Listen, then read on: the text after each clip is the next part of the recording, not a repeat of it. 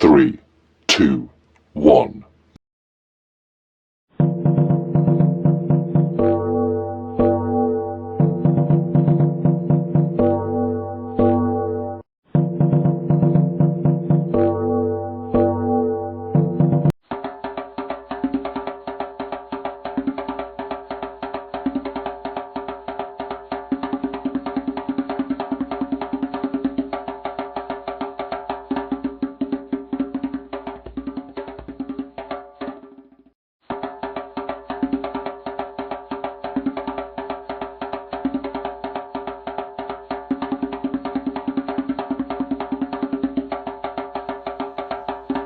Bisa.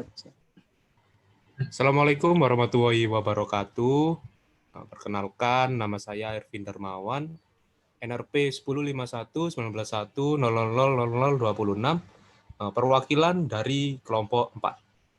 Ya, baik, dari kelompok 4 kali ini kita akan mempresentasikan tentang mengelola referensi yang kredibel. Next.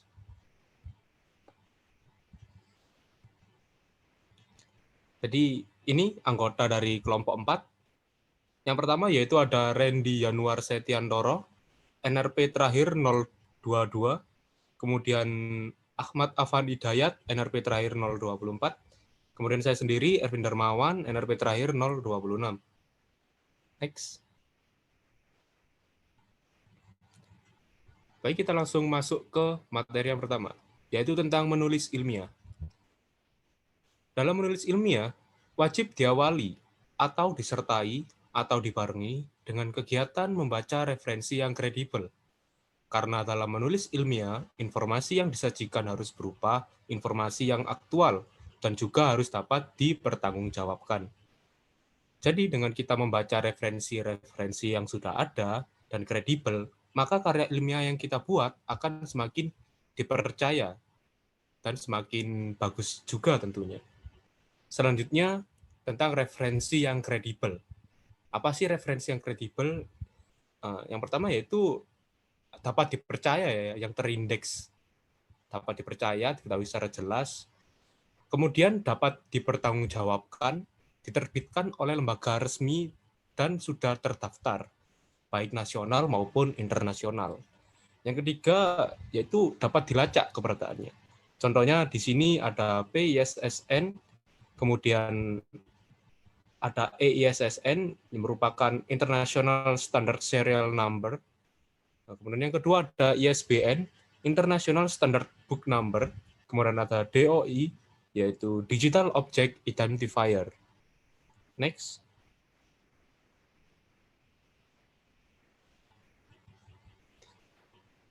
Kemudian ini kita masuk cara menelusuri referensi yang kredibel secara daring.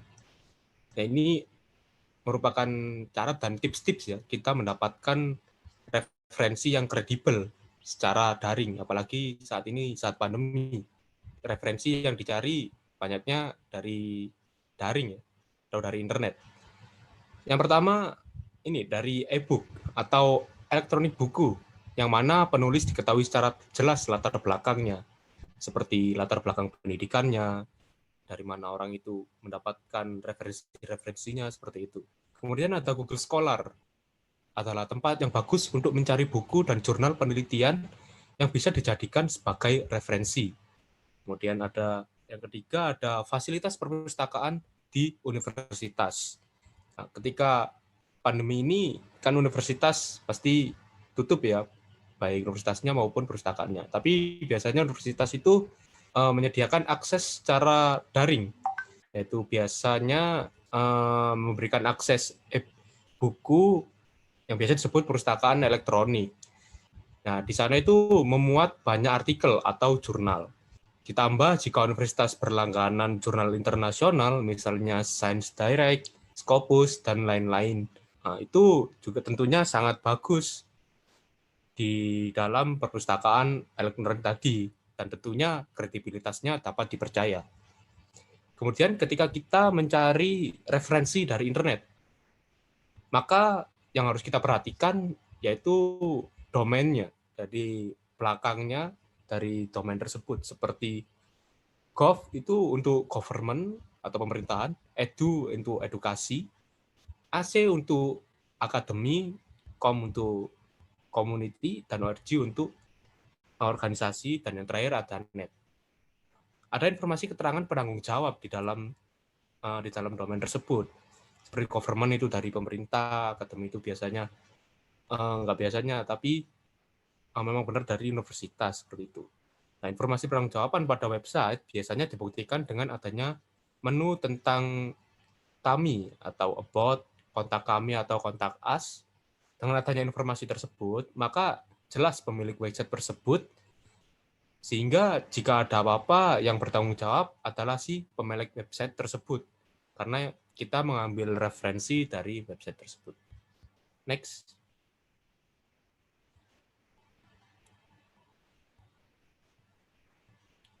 Nah, selanjutnya kita masuk mengelola atau menyimpan referensi dengan aplikasi Mendeley.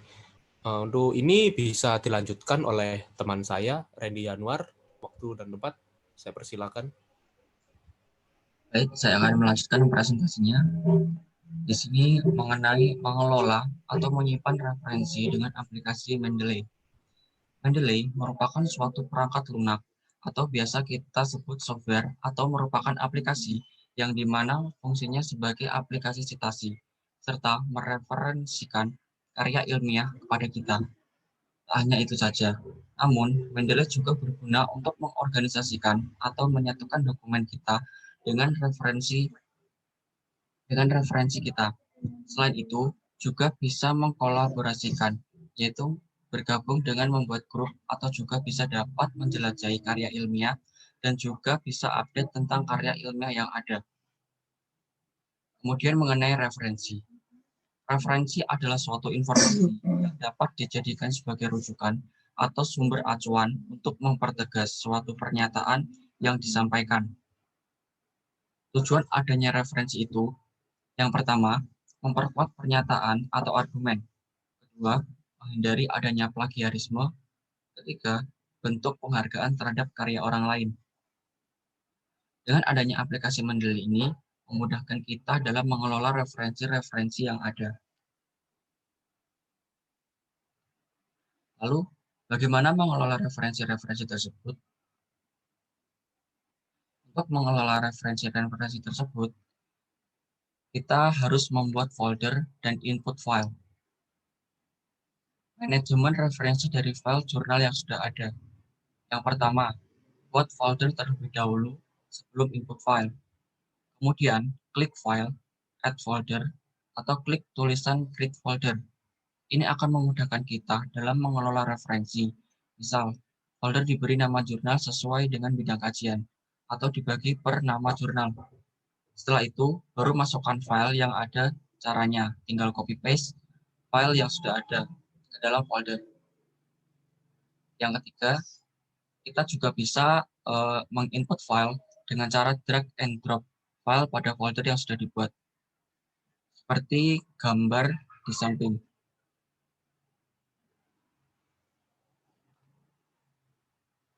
Kemudian, untuk manajemen referensi secara manual. Untuk manajemen referensi secara manual, klik file, add entry manual. Ingat, sebelum melakukan ini, kita harus masuk ke dalam folder yang telah kita buat sebelumnya. Sehingga file yang dimasukkan manual akan masuk ke folder yang telah kita buat. Kemudian, setelah dieksekusi, maka akan muncul tampilan pop-up desktop seperti gambar di samping. Tampilan tersebut merupakan form isian kosong untuk buku, jurnal, atau bahan referensi lain yang akan disimpan pada basis data Mendeley. Bagian yang harus diisi meliputi tipe data, judul, penulis, nama jurnal, tahun jurnal, volume, halaman, dan seterusnya.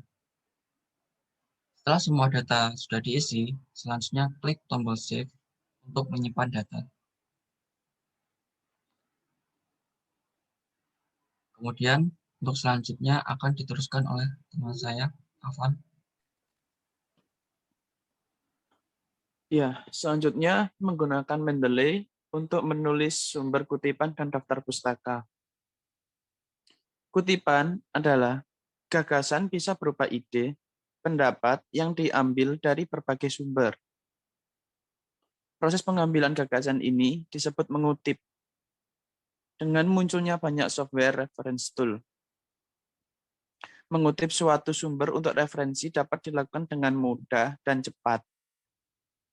Salah satu software yang dapat digunakan untuk menjadi alat manajemen reference tool adalah Mendeley. Daftar pustaka merupakan daftar yang berisi semua buku atau tulisan ilmiah yang menjadi rujukan dalam melakukan penelitian. Manfaat penulisan dari daftar pustaka sendiri yaitu yang pertama, memenuhi etika penulisan. Yang kedua, bentuk ucapan terima kasih penulis kepada penyumbang data penelitian. Yang ketiga, sebagai pendukung ide seorang penulis. Yang keempat, petunjuk untuk melacak kebenaran data yang diambil. Next.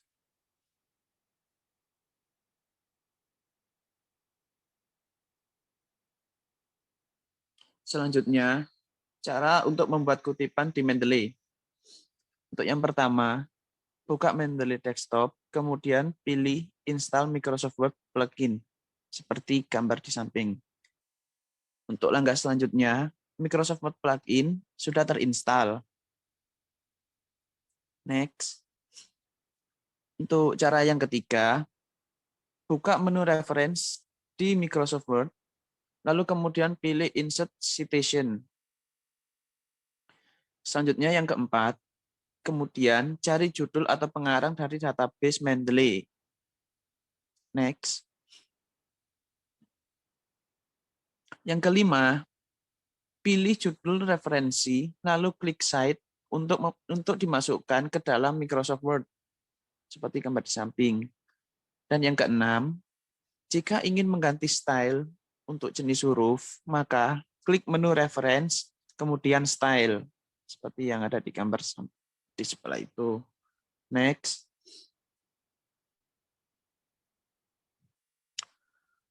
Untuk menuliskan daftar pustaka, untuk membuat daftar pustaka yaitu dengan cara klik reference, lalu pilih insert bibliografi. Maka akan secara otomatis daftar pustaka itu akan tersusun dengan sendirinya. Next.